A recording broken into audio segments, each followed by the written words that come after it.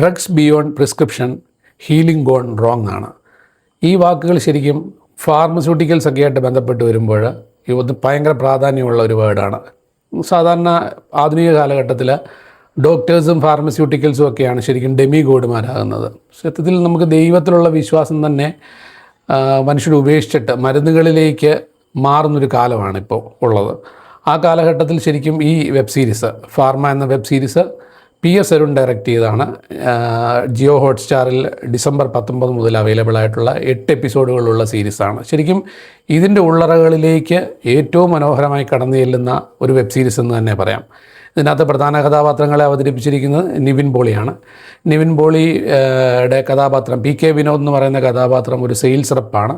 അദ്ദേഹത്തിൻ്റെ ഒരു 20 കാലഘട്ടം മുതൽ 20 വയസ്സ് മുതൽ 30 വയസ്സ്, പിന്നീട് അതിൻ്റെ ശേഷമുള്ളൊരു കാലഘട്ടവും കൂടെ നമുക്ക് അവരതിനകത്ത് കാണിക്കുന്നുണ്ട്. ശരിക്കും ഈ ഒരു കാലഘട്ടത്തിൽ നമ്മൾ ശരിക്കും സാധാരണക്കാരൻ്റെ ഏറ്റവും വലിയ പ്രശ്നം നമ്മൾ കുറച്ചും കൂടെ വ്യക്തമായിട്ട് ആലോചിച്ച് നോക്കിയാൽ അവൻ്റെ ജോലി അസ്ഥിരത എന്ന് വേണമെങ്കിൽ പറയാം. കാര്യം ജോലി ഉണ്ടെങ്കിൽ പോലും ആ ജോലിക്കൊരു സ്ഥിര വരുമാനം ഏതെങ്കിലും ഒരു അവസരത്തിൽ നിലച്ചു പോയാൽ നമുക്കുണ്ടാകുന്ന ബുദ്ധിമുട്ടുകൾ ഭയങ്കരമാണ്. ശരിക്കും അങ്ങനെയുള്ള സമയങ്ങളിലൊക്കെ നമുക്ക് ഈ മുൻപോട്ട് പോകാൻ തന്നെ ചിലപ്പം ഉള്ള ജോലി നമ്മൾ നിലനിർത്തിക്കൊണ്ടായിരിക്കും പോകുന്നത്. അല്ലെങ്കിൽ വർക്ക് പ്രഷർ ഉണ്ടാകും, മീൻസ് ടാർഗറ്റ് ഉണ്ടാവാം, അല്ലെങ്കിൽ ഇൻസെൻറ്റീവ്, ഇതുപോലെയുള്ള പുതിയ കാൽക്കുലേഷൻസ് ഒക്കെ ആയിരിക്കും നമ്മുടെ മുമ്പോട്ട് നയിക്കുന്നത്. പക്ഷേ ഇത് ഒരു സമയം കഴിയുമ്പോൾ നമ്മൾ പ്രത്യേകിച്ച് മരുന്ന് കമ്പനികൾ പോലെയൊക്കെ ഉള്ളിടത്താകുമ്പം ഇത് മരുന്ന് നന്നായിട്ട് വിറ്റ് പോകുന്നില്ല എങ്കിൽ, ഇപ്പോൾ ഒരു 200 എണ്ണം അല്ലെങ്കിൽ 300 മരുന്നൊക്കെ ഒരു ഡോക്ടർ പ്രിസ്ക്രൈബ് ചെയ്തില്ല എങ്കിൽ ഉണ്ടാകാവുന്ന ബുദ്ധിമുട്ടുകൾ സെയിൽസിലൊക്കെ ഉള്ള ആൾക്കാർക്ക് അത് നന്നായിട്ട് മനസ്സിലാവുന്നൊരു കാര്യമാണ്. കാര്യം ഇത് ഒരു RX ലൈഫ് ഹെൽത്ത് കെയർ എന്ന് പറയുന്ന ഒരു കമ്പനിയുടെ അവർ പുറത്തിറക്കിയ 2 പ്രോഡക്ട്സുകളാണ്. കൈഡോക്സിൻ എന്ന് പറയുന്ന ഒരു മരുന്നും, അത് ശരിക്കും പ്രഗ്നൻറ്റ് ലേഡീസിന് ആ കാലഘട്ടത്തിൽ അവരുടെ കാലഘട്ടത്തിൽ പ്രത്യേകിച്ച് 8 മാസത്തിനിടയിൽ ഉപയോഗിക്കുന്ന മരുന്നാണ്.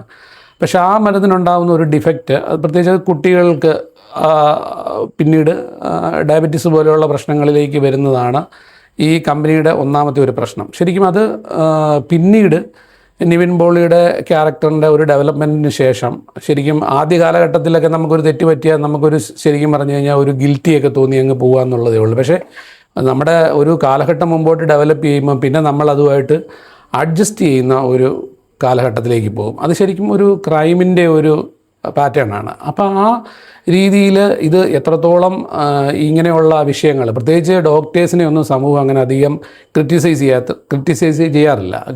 അങ്ങനെ ചെയ്യാതെ വരുന്നതുകൊണ്ട് ശരിക്കും ഫാർമസ്യൂട്ടിക്കൽസ് കമ്പനികൾക്ക് അതൊരു വലിയ ഗ്രോത്തിലേക്കുള്ള അവരുടെ ഒരു പോർഷൻ ശരിക്കും അവർ നമ്മുടെ ഒരു സ്ഥലത്ത് ഇൻവെസ്റ്റ് ചെയ്യുമ്പോൾ അവർക്ക് അതിൻ്റെ ഒരു ഗ്രോത്ത്, ഏറ്റവും ബെസ്റ്റായിട്ടുള്ള ഗ്രോത്തുകൾ കിട്ടും. അവരുടെ ഡെവലപ്മെൻറ്റ് ഭയങ്കര വലുതാണ്.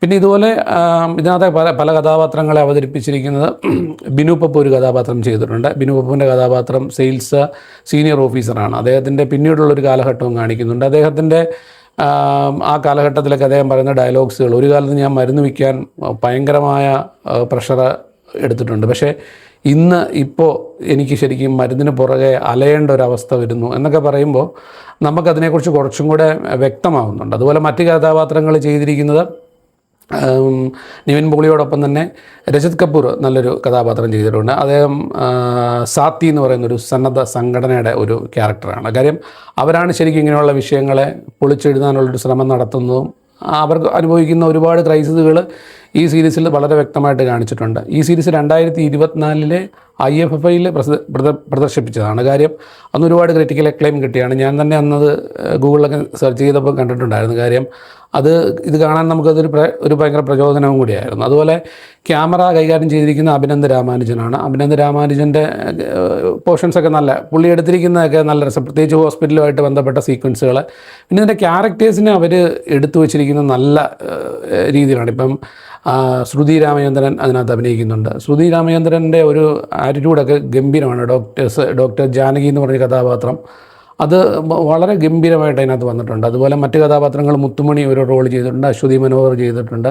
അതുപോലെ തന്നെ ആലയ കപൂർ ഒരു റോൾ ചെയ്തിട്ടുണ്ട്, വില്ലൻ കഥാപാത്രമാണ്. അദ്ദേഹത്തിൻ്റെ റോളും നമുക്ക് പ്രത്യേകിച്ച് നോർത്തിലൊക്കെ ആൾക്കാർ എങ്ങനെയാണ് ഈ മാഫിയ ഇതിനെയൊക്കെ ഡീൽ ചെയ്യുന്നത് എന്നൊക്കെയുള്ളത് കൃത്യമായിട്ട് അടയാളപ്പെടുത്തുന്ന ഒരു ഫീല് നമുക്ക് കറക്റ്റായിട്ട് അദ്ദേഹത്തിൻ്റെ റോളിൽ നിന്ന് നമുക്ക് കിട്ടുന്നുണ്ട്. പിന്നെ എങ്ങനെ നോക്കിയാലും ഈ ഒരു 8 എപ്പിസോഡ് നമുക്ക് വളരെ ഇൻട്രസ്റ്റിംഗ് ആയിട്ട് കാണാവുന്നതാണ്. അതുപോലെ തന്നെ ഈ രീതിയിലുള്ള ഒരു കഥകൾ നമുക്ക് അടുത്ത കാലത്തൊന്നും നമുക്കിവിടെ അങ്ങനെ അവൈലബിൾ ആയിട്ട് കിട്ടിയില്ല. ഒരു പക്ഷേ സിനിമകളിലൊക്കെ നമ്മൾ ചിലപ്പോൾ ഇതുപോലത്തെയുള്ള പ്ലോട്ടുകളെയൊക്കെ കുറച്ച് വിശദമായിട്ട് എടുത്തിട്ടുണ്ടെങ്കിലും ഇപ്പം നിവിനാണേലും നിവിൻ്റെ റോള് അല്പം വണ്ണമുള്ളൊരു ക്യാരക്ടറാണ്. പക്ഷേ നിവിൻ അത് നന്നായിട്ട് ചെയ്തിട്ടുണ്ട്. നിവിൻ്റെ ബോഡി ലാംഗ്വേജ് ഒക്കെ ഭയങ്കര രസമാണ്. കാര്യം പിന്നീട് ആ ഡെവലപ്മെൻറ്റിൽ അദ്ദേഹത്തിൻ്റെ ക്യാരക്ടറിനുണ്ടാകുന്ന ഡെവലപ്മെൻറ്റും പിന്നീട് ഇതിനെ എങ്ങനെ പ്രതിരോധിക്കും എന്നൊക്കെയുള്ള വിഷയങ്ങളാണ് ഈ സീരീസിൻ്റെ തുടർന്നുള്ള ഭാഗങ്ങൾ. എഡിറ്റർ ശ്രീജിത്ത് സാരംഗാണ്, നന്നായിട്ട് വന്നിട്ടുണ്ട്. അതുപോലെ തന്നെ അബ്ജാക്ഷാണ് ഇതിൻ്റെ മ്യൂസിക് കൈകാര്യം ചെയ്തിരിക്കുന്നത്. ജെയ്ക്സ് ബിജോയ് അതിൻ്റെ മ്യൂസിക് സൂപ്പർവിഷൻ എന്തോ ചെയ്തിട്ടുണ്ടെന്ന് പറഞ്ഞു. ആ രീതിയിൽ എങ്ങനെ നോക്കിയാലും നിങ്ങൾക്കിത് എല്ലാവരും 38 മിനിറ്റൊക്കെ വരുന്ന എപ്പിസോഡുകളാണ്. തീർച്ചയായും നിങ്ങൾക്ക് പ്രേക്ഷകർക്ക് ജിയോ ഹോട്ട്സ്റ്റാറിൽ അവൈലബിൾ ആണ്. ഈ രീതിയിലൊരു പരീക്ഷണം എന്ന രീതി നമുക്ക് ചിന്തിക്കുകയാണെങ്കിൽ തീർച്ചയായും നമുക്ക് ജിയോ ഹോട്ട്സ്റ്റാറിൽ ഫാർമ കാണാവുന്നതാണ്. തീർച്ചയായും നിങ്ങൾക്കിത് ഇഷ്ടപ്പെടും.